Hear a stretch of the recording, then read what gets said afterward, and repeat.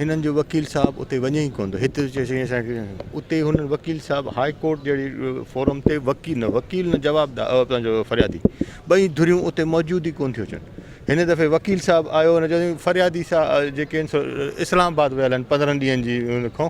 हाणे उहा हाणे कीअं था 15 ॾींहं इस्लामाबाद ज़्यादा हुननि जे लाइ इम्पोर्टेंट आहे इंस्टेड ऑफ हाई कोर्ट हुन लाइ इम्पोर्टेंट न आहे।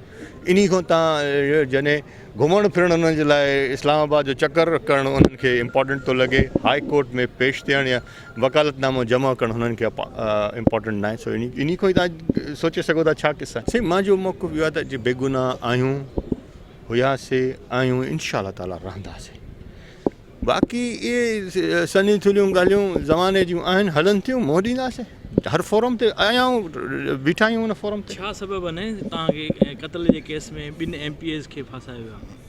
उहो सबबु उहे ॿुधाईंदा साईं कहिड़ो सबबु आहे। बाक़ी तव्हांजे साम्हूं तव्हांजी दादू ज़िले जी सियासत आहे जेको पाण तव्हां ॾिसो था ज़माने खे। कोर्ट डिले थी करे या मां थो कयां? सिंध हुकूमत हिन में छा थी करे? सिंध हुकूमत भला हिन महिल हाई कोर्ट में जो वकील साहब ई हिननि जो न वञे, पंहिंजो 1.5 महीनो 2 महीना थी विया आहिनि इन मसइले खे हाई कोर्ट में, त उते हाई कोर्ट में फरियादी दुर पंहिंजो वकालतनामो नथी जमा कराए सघे, त पोइ असां केरु डिले थी करे? सिंध हुकूमत चयो अथनि त वकालतनामो जमा न करायो छा भला? इट्स अंडरस्टूड शइ आहे। उन्हनि खे इहा शइ इम्पोर्टेंस खपे। 4 गाॾियूं मोबाइलनि में अचनि अॻियां पोयों, सॼे कोर्ट खे यकरमाल करे ऐं हुते बंदूकूं खणी बीह रहनि। This is what they need. ॿियो छा आहे? तव्हां छा चवंदो इंसाफ़ जे लाइ? तव्हांखे इंसाफ़ ॾिसो न, इंसाफ़ लाइ आहियूं इन कोर्ट में। असांखे इतमाद आहे पहिरें ॾींहं खां।